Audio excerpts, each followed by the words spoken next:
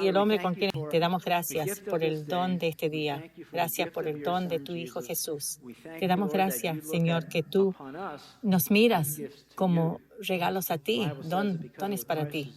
Por lo que Cristo hizo, somos regalos que tú te deleitas, dice la Biblia. La verdad es que tú te deleitas y te regocijas y tú cantas a nosotros. Y entonces esta mañana, Señor, pido que al reunirnos, que seamos sensibles a tu palabra y en particular a cómo es nuestra relación entre persona a persona, que seamos sensibles como cuando tú hables a nuestro corazón. Pedimos por el Ministerio de Niños aquí al lado, ahora mismo. Bendice esas vidas pequeñas al escuchar de un Jesús que absolutamente los ama. Y lo pedimos en el nombre de Jesús y todo el pueblo dice amén.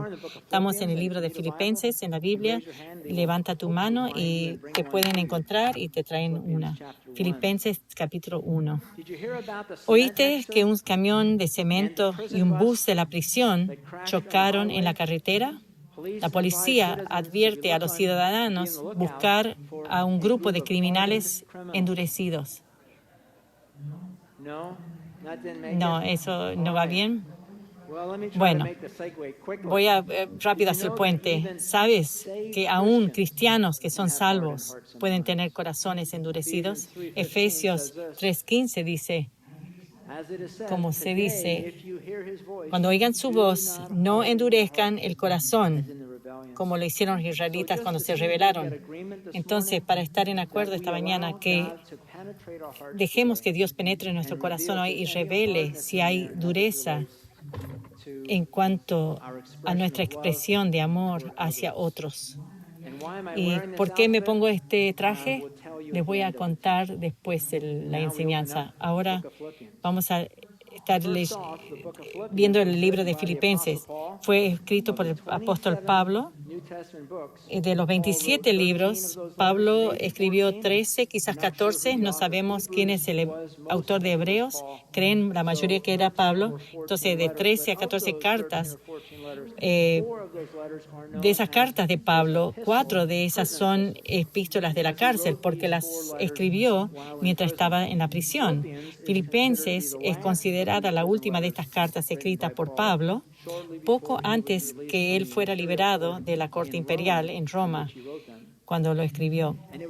Y fue en el segundo viaje misionero de Pablo cuando llegó por primera vez a Filipos, alrededor de 52 después de Cristo. Siempre me ayuda a recordar que Pablo nació alrededor del año 0. Algunos dicen poco antes, otros un poco después. Yo me mantengo con ese 0 porque hace más fácil ver que cuando Pablo hizo algo era su edad en ese mismo momento.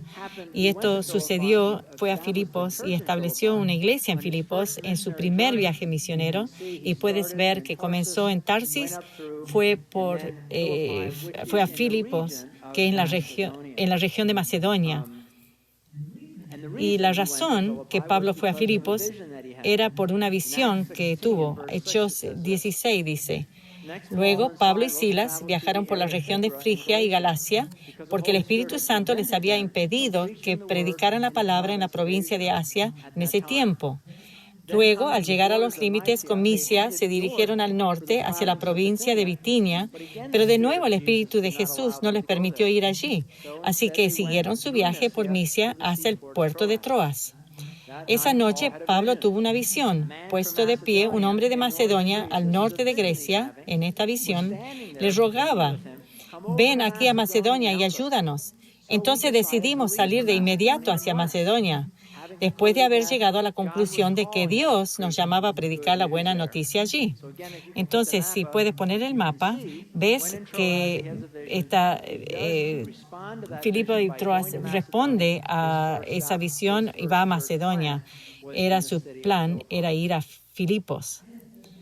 Y dice que él pasó por Misia y Troas, donde tuvo el sueño, y este era el segundo viaje misionero en el 52 después de Cristo.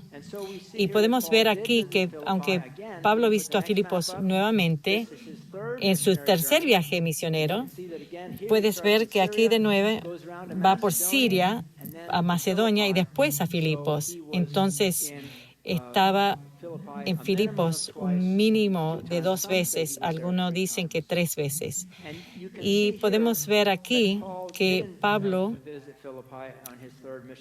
visitó a Filipos en su tercer viaje, más o menos 58 después de Cristo, 6 años entre los dos viajes. Ahora, algo de historia de Filipos. Había 3 cosas que era conocida Filipos. Uno era que era fundada por Felipe, el padre de Alejandro el Grande, de Grecia, en el 368 a.C., casi 400 años antes de fundar. La razón que Felipe fundó la ciudad es que estaba estratégicamente ubicada en el pasaje entre una serie de colinas que separan a Europa de Asia, y todo el tráfico tenía que pasar por este valle y para ir norte o sur. Es 8 millas del puerto marítimo de Neápolis. La segunda cosa que era conocida Filipos era por sus minas de plata. Algunos dicen oro también, pero minas de plata, por cierto. Y esto hizo que Filipos sea un centro comercial grande del mundo, con una población expansiva durante el tiempo de Pablo de 10 a 15 mil personas. Y lo tercero es significativo de Filipos es que era designada por Roma como una colonia romana. Tenía una designación especial que Roma hacía a las ciudades especiales. Esta primera es lo que el artista muestra de cómo se vería Acrópolis arriba del cerro. El próximo cuadro son las ruinas de Filipos. Y este es un mapa del área, podemos ver Filipos. Y esta es una colonia ramona, en Colonia, Alemania. Es porque Roma, todo lo que hacía tenía un modelo. Y si iban a edificar una colonia romana, tenía instrucciones específicas para construirla. Eran todas iguales las colonias, ciudad después de ciudad. La próxima es un teatro en Filipos, y el próximo cuadro es la Acrópolis y Filipos, y puedes ver lo alto que es sobre la ciudad de Filipos. Y el próximo cuadro es nuevamente en la ciudad, mirando hacia arriba la Acrópolis. Y el próximo cuadro es una ciudad colonia típica de romana. Esta es la idea. Y después es muy buena ciudad en Algeria, de una colonia romana establecida en 100 después de Cristo.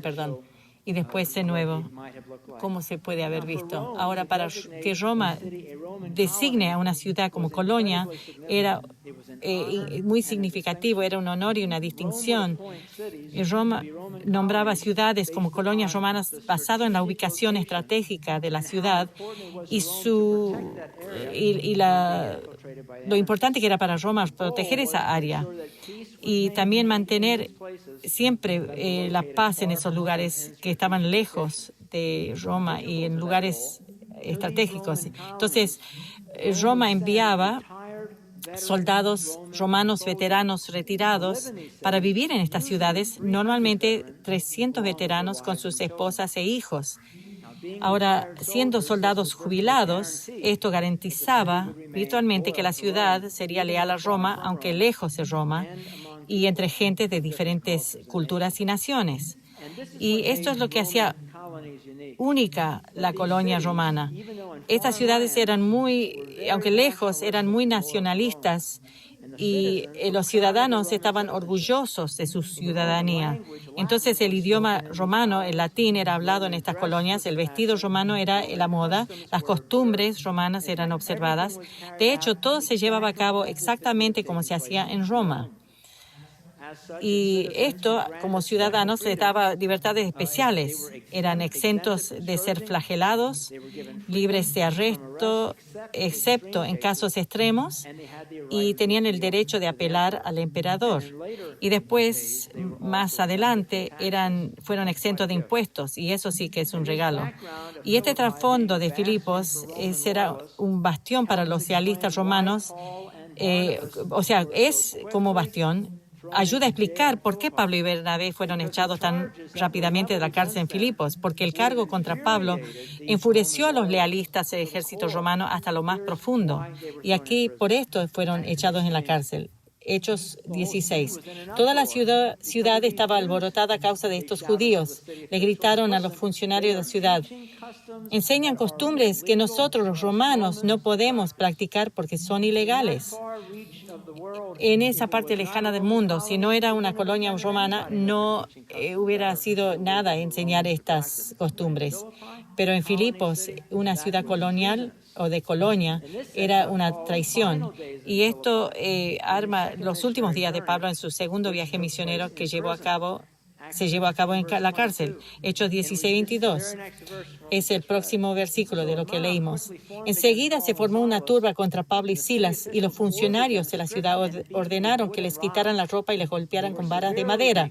Los golpearon severamente en Filipos y después los metieron en la cárcel. Le ordenaron al carcelero que se asegurara que no escaparan. Así que el carcelero lo puso en el calabozo más adentro y le sujetó los pies en el cepo. Alrededor del mediodía, Pablo y Silas estaban orando y cantando himnos a Dios. Y los demás prisioneros escuchaban. De repente hubo un gran terremoto y la cárcel se sacudió hasta sus cimientos. Al instante, todas las puertas se abrieron de golpe y a todos los prisioneros se les cayeron las cadenas. Otros versículos después dice que el carcelero se despertó y vio el calabozo estaba abierto y tomó su espada para matarse y le dijo: no te mates. Entonces cayó temblando ante Pablo y Silas y le dijo: ¿qué debo hacer para ser salvo? Entonces, la próxima sección, gracias. A la mañana siguiente, los funcionarios de la ciudad mandaron a la policía para que dijera al carcelero: suelta a esos hombres.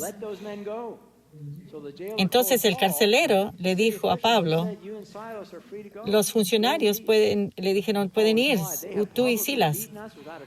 Entonces Pablo respondió: ellos nos golpearon en público sin llevarnos a juicio y nosotros somos ciudadanos romanos. ¿Y ahora quieren que nos vayamos a escondidas? De ninguna manera, que vengan ellos mismos a ponernos en libertad. Cuando la policía dio su informe, los funcionarios de la ciudad se alarmaron al enterarse de que Pablo y Silas eran ciudadanos romanos. Entonces fueron a la cárcel y se disculparon con ellos. Luego los sacaron de allí y les suplicaron que se fueran de la ciudad. Una vez salieron de la cárcel, Pablo y Silas regresaron a la casa de Lidia. Allí se reunieron con los creyentes y los animaron una vez más. Y después se fueron de la ciudad. Me encanta esto. Cada vez que lo meten en la ciudad y lo golpean y lo dejan por muerto y le dicen: tienes que salir de esta ciudad, vuelve de nuevo a la ciudad y después se va. Es asombroso. Entonces, así es como fue la primera estadía de Pablo en Filipos. Así terminó. El comentarista Barclay dice: Pablo salió en una tormenta de persecución y una golpiza y encarcelamiento ilegal. Y recuerda, Pablo escribió esta carta cuando estaba en prisión en Roma. En este punto que Pablo escribió esta última carta de prisión, su primer audiencia judicial ante Nerón había ido bien y ellos especulan que él estaba seguro que iba a ser liberado y de hecho sí fue liberado en el 63 después de Cristo. Esto ayuda a explicar cómo y por qué podía escribir una carta con tanto gozo estando encarcelado. Y porque sabía que iba a ser liberado de la prisión. 17 veces en esta epístola Pablo menciona las palabras gozo y regocijo mientras estaba en prisión. Otra distinción importante en la carta de Pablo a los filipenses era que en ella Pablo no trata con ninguna preocupación seria como lo hace en 1 Corintios o Galatas o Colosenses. Entonces no sentimos la típica y estratégica elaboración de palabras para enfrentarse a sus detractores o para tratar con una disputa teológica. Sin embargo,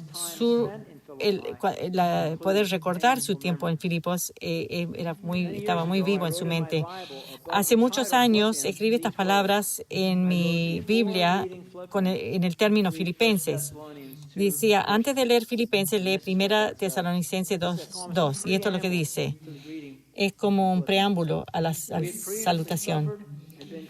Saben lo mal que nos trataron en Filipos y cuánto sufrimos allí justo antes de verlos a ustedes. Aún así, nuestro Dios nos dio el valor de anunciarles la buena noticia con valentía a pesar de gran oposición. Haber sufrido y sido maltratados fue también maltratado injustamente, y fue porque habían exorcizado a un demonio de una sirvienta, una esclava, que predecía el futuro. Entonces, Pablo tenía una clara recolección de su sufrimiento y de la vergüenza indignante que sufrió en Filipos. Y el último punto del trasfondo es este. Cuando Pablo visitaba una nueva ciudad, su primer lugar donde predicaba era una sinagoga judía. Entonces, cuando tú lo encuentras a Pablo entrando en una ciudad y ves que no va a la sinagoga a predicar, la mayoría de los estudiosos bíblicos creen que era porque esa ciudad no tenía una sinagoga.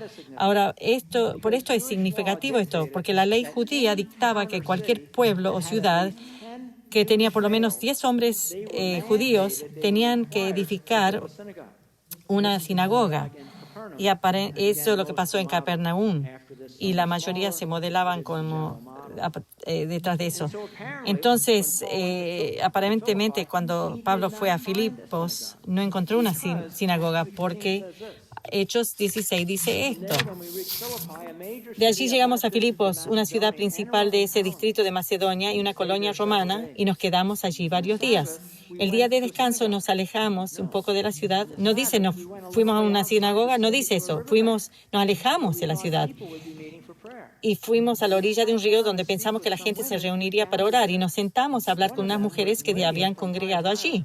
Una de ellas era Lidia, de la ciudad de Tiatira, una comerciante de tela púrpura muy costosa quien adoraba a Dios. Mientras nos escuchaba, el Señor abrió su corazón y aceptó lo que Pablo decía. Entonces, por esto, como no había suficientes hombres judíos en la ciudad, sabemos que era realmente esta carta a gentiles, no a convertidos judíos. De 10 a 15,000 personas, había menos de 10 hombres judíos. Entonces, con este trasfondo, comencemos. Filipenses 1, 1 y 2. Saludos de Pablo y Timoteo, esclavos de Jesucristo. Yo, Pablo, escribo esta carta a todo el pueblo santo de Dios en Filipos, que pertenecen a Cristo Jesús, incluidos los ancianos, gobernantes y los diáconos. Que Dios, nuestro Padre, y el Señor Jesucristo les den gracia y paz. Dice que esta carta es de Pablo y Timoteo. Lo que es obvio en su ausencia, si has leído las cartas de Pablo, es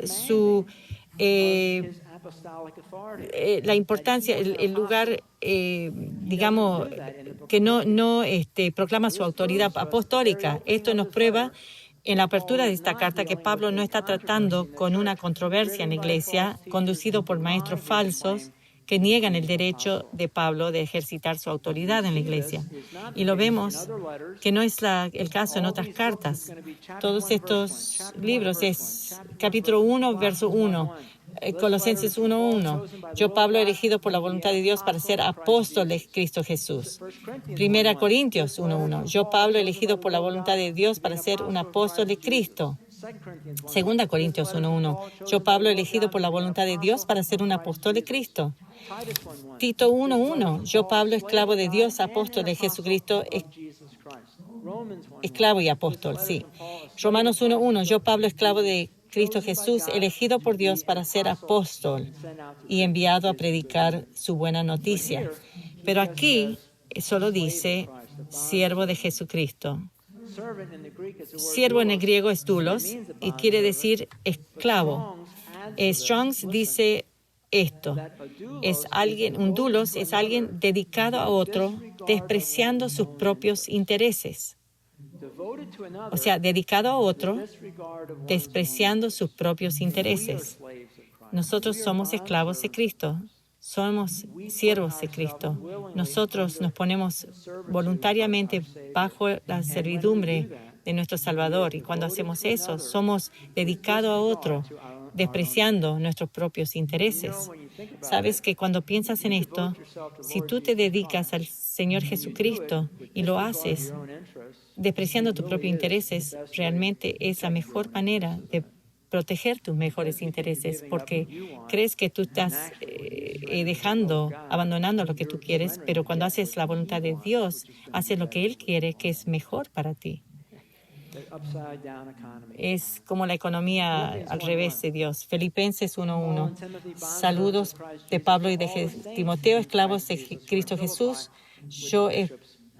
Pablo escribe esta carta a todos los santos de Dios en Filipos que pertenecen a Cristo. Dice Pablo y Timoteo. Yo creo que esto muestra la humildad de Pablo y se pone como escritor de esta carta a Timoteo. Quizás no lo era, pero lo pone en igualdad de importancia ante su audiencia. Y dice que escribe aquí también a los santos, obispos y diáconos. ¿Y quiénes son los santos aquí? ¿A los cuales se refiere? Se refiere a los miembros individuales de la iglesia de Filipos. ¿Quiénes son los santos aquí en Calvary Chapel? Sí, somos nosotros, tú eres. Nosotros somos los santos. En lugares múltiples en la Biblia, donde Pablo se refiere a los creyentes como santos. ¿Sabes lo asombroso de todo esto? Esto es lo que quiere decir la palabra santos en griego. Hagios quiere decir, escuchen, este eres tú como santos, físicamente puro, moralmente sin culpa, consagrado al Señor. Físicamente puro eres tú, moralmente sin culpa, consagrado al Señor. Y posicionalmente, esto es verdad.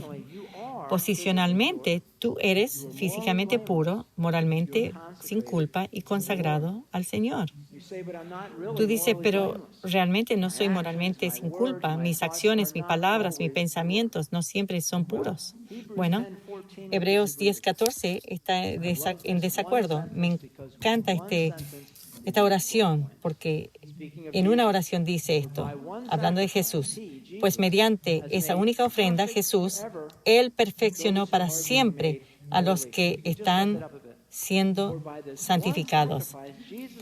Mediante esta única ofrenda, Jesús hizo perfectamente para siempre a los que están haciendo santos. Dios te ve como perfecto para siempre. Para siempre. Es hoy, mañana, la próxima semana, el próximo mes, el próximo año. Él te ve perfecto. ¿Por qué? Si eres siempre perfecto, ¿cómo puedes seguir haciéndote santo si ya eres perfecto? Eres por siempre perfecto, pero todavía te estás santificando, todavía te está limpiando y te está dando nueva vida en Cristo. Porque posicionalmente Dios te ve como perfecto por siempre, por la muerte de Cristo en la cruz. Él te ve y de la misma manera que ve a Jesús, te ve a ti. Y al mismo tiempo, Él sigue limpiándonos, santificándonos, perfeccionándonos. Filipenses 1:1 dice, salud de Pablo y Timoteo, esclavos de Cristo Jesús. Escribo la carta a todo el pueblo santo de Dios, dice incluidos los ancianos y diáconos. A veces dice obispos. Es la primera vez que se habla del título del oficio en la iglesia. Obispo quiere decir episcopos, sobrevedor, diáconos quiere uno que hace recado, uno que sirve. Todos somos llamados a servir. Filipenses 1:2 dice esto. Que Dios, nuestro Padre y el Señor Jesucristo les den gracia y paz. Gracia y paz. Este es el estándar saludo de Pablo. Gracia y paz. Lo encontramos en Romanos, 1 y 2 Corintios, Galatas, Efesios, Filipenses, Colosenses, 1 y 2 Tesalonicenses y Filemón. Gracia y paz a ti, a ustedes. Gracia en griego es la palabra charis y se usa 156 veces en el Nuevo Testamento y muchos definen la gracia como favor inmerecido y puede significar eso, pero de las 156 veces, una sola vez significa eso, pero sí, se usa esa definición, pero 155 veces usa esta definición. La divina influencia de Dios en el corazón del hombre y la respuesta del hombre que es influenciado. Entonces Dios toca tu corazón y tú respondes a su toque de la manera que Él te dirige para responder. Esa es la gracia que te extiende a ti.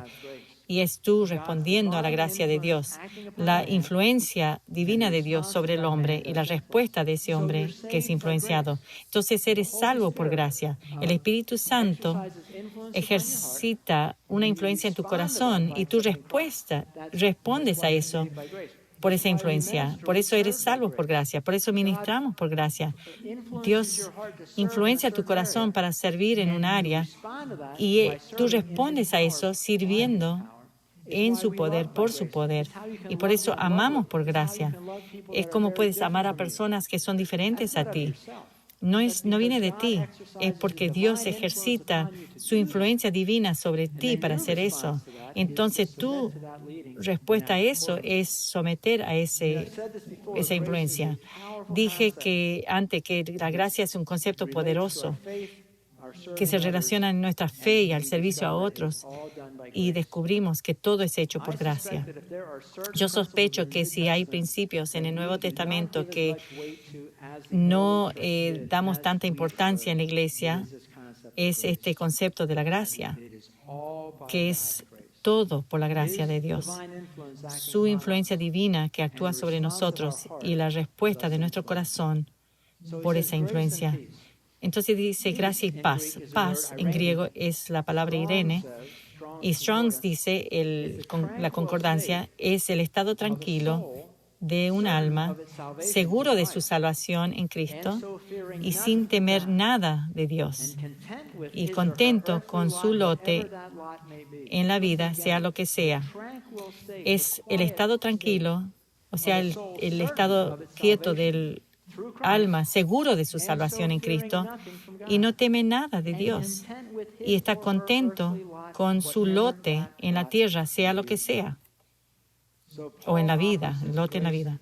Pablo ofrece esta gracia y paz, el saludo estándar de Pablo al comienzo y al final de sus cartas, y siempre están alistado en este orden. Chuck Smith lo llama el saludo gemelo de Pablo, siempre enumerado en este orden, gracia primero y paz segundo. ¿Por qué? ¿Por qué en ese orden? Porque jamás conocerás la paz de Dios hasta que veas primero o experimentes la gracia de Dios. Dice Efesios 2:8, Dios los salvó por su gracia cuando creyeron. Ustedes no tienen ningún mérito en eso, es un regalo de Dios. Es salvo por la gracia de Dios, su influencia sobre ti, y tú respondes al decir sí. Tú eres salvo por gracia, y esta es la verdad. Tú jamás experimentarás la paz verdadera, nunca vas a experimentar ese estado tranquilo de la certeza de tu alma, de tu salvación en Cristo, y no temiendo nada de Dios, hasta que estés completamente convencido que tu salvación es por gracia solamente, como un don perfecto, no condicional, basado en tus obras. ¿Por qué no puedes tener la verdadera paz de Dios aparte de la plena dependencia de la gracia? Porque hasta entonces el amor de Dios para ti siempre se sentirá condicional en tu comportamiento o tu desempeño, porque sin ello tú haces que su amor sea condicional. Él no hace condicional su amor hacia ti, tú lo cambias. Tú cambias el orden y dices, Dios, creo que tu amor para mí es condicional a mi comportamiento. Eso no viene de Él, eso viene de nosotros, de nuestra humanidad. Y aceptar el amor de Dios, el amor incondicional de Dios y su gracia es clave para ti en el paso final, que es para que tú extiendas la gracia y el amor incondicional a otros, a los demás que son muy diferentes a ti, se ven diferentes. Y una gran parte de ser lleno de la gracia es desarrollar un espíritu muy sensible a los pensamientos de juicio y crítica hacia otros. y pensamientos que les hacen sentirse criticados, inseguros en tu casa, en tu iglesia, en el lugar de trabajo. Y por eso es que me vestí así hoy. Esta vestimenta es la aplicación de hoy. Muchos de ustedes que me vieron vestido así hoy se sonrieron o se rieron e hicieron comentarios. Y eso está bien, porque ustedes me conocen. Yo haría lo mismo si te conozco. Pruébenme.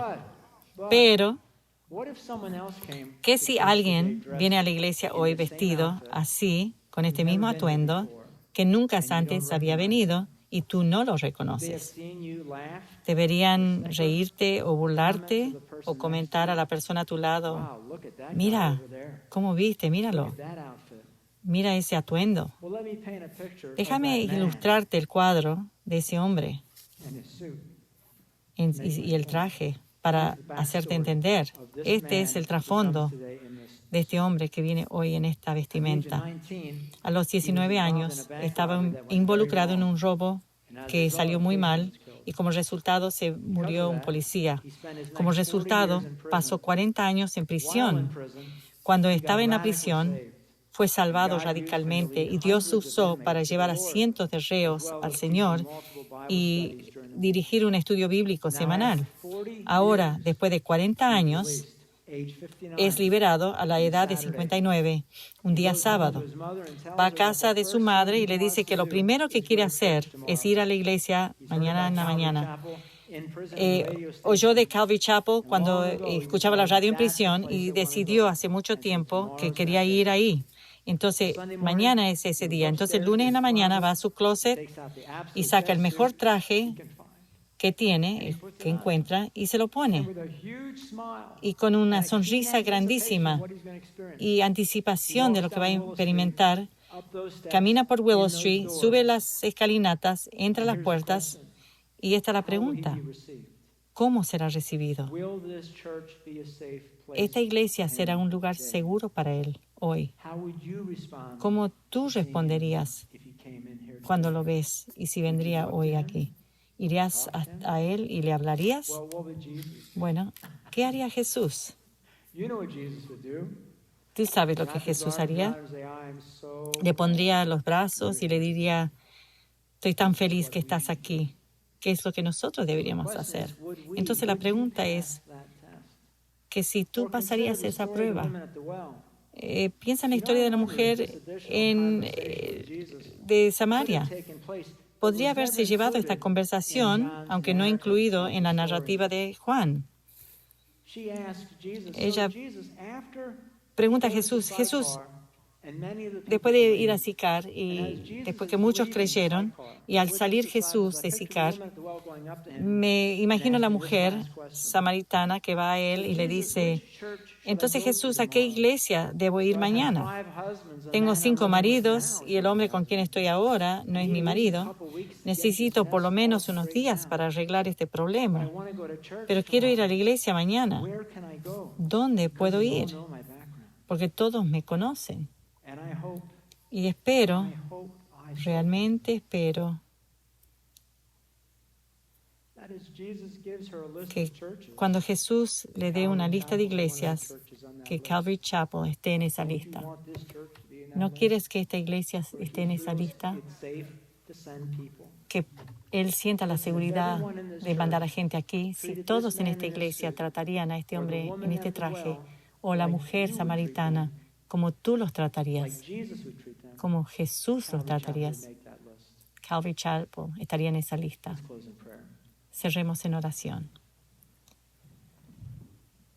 Padre, no me gustan los sermones o enseñanzas que terminan el tiempo y no se aplican a la vida en forma práctica. Espíritu Santo, yo pido que cuando nosotros encontremos a alguien que esté vestido diferente o huele diferente o se ve diferente o actúa diferente, que nosotros recordemos, Padre, que amamos porque tú primero nos amaste a nosotros y que especialmente por esa razón tú quieres que amemos a esa persona, en especial por esa causa, que vayamos a esa persona. Padre, que cuando entremos en un cuarto, toca nuestros espíritus para saber a quién irías tú. Que nosotros vayamos a esa persona y no estemos con nuestros mejores amigos o las personas con quienes estamos cómodos. Que tu Espíritu Santo nos llame a ir a esa persona donde tú irías, que tú nos dirijas a Él. Padre, yo te pido que nos hagas más amorosos, que seamos más aceptables de otros, que nos hagas tiernos, suaves, que tengamos ojos para ver a las personas como tú los ves. Dios, que tú nos permitas amar a otros como tú los amarías. Si tú quieres ser menos crítico y más aceptar más a las personas, levanta tu mano ahora. Que el Señor lo sepa. Gracias por tu compromiso. Padre, yo pido que no nos sueltes en esto. No queremos olvidarlo. Y pido realmente que mañana y en la semana venidera, al encontrarnos con personas, que tú muevas nuestro espíritu con el compromiso que hicimos esta mañana para ser menos críticos y aceptar más. Y si estás escuchando esto en la radio, en internet, y nunca aceptaste a Cristo, la verdad es que no puedes llegar ahí hasta que no recibes a Cristo. La Biblia dice que nosotros amamos porque Él primero nos amó. Entonces, si quieres comenzar andar aceptando a Cristo como tu Señor y Salvador, por la gracia, Él llamándote y extendiendo su divina influencia, si quieres hacerlo, haz esta oración en tu corazón. Padre, yo reconozco que he pecado, he cometido muchos errores, he sido muy crítico y te pido que me perdones. Y recibo a Jesucristo y su muerte en la cruz como pago por mis pecados. Gracias por morir por mí. Gracias por salvarme. Y ahora, Señor, ayúdanos a vivir vidas que te honren, vidas que reflejen el amor que tú tienes por todo el mundo. Y lo pedimos en nombre de Cristo Jesús. Y todo el pueblo dijo, amén.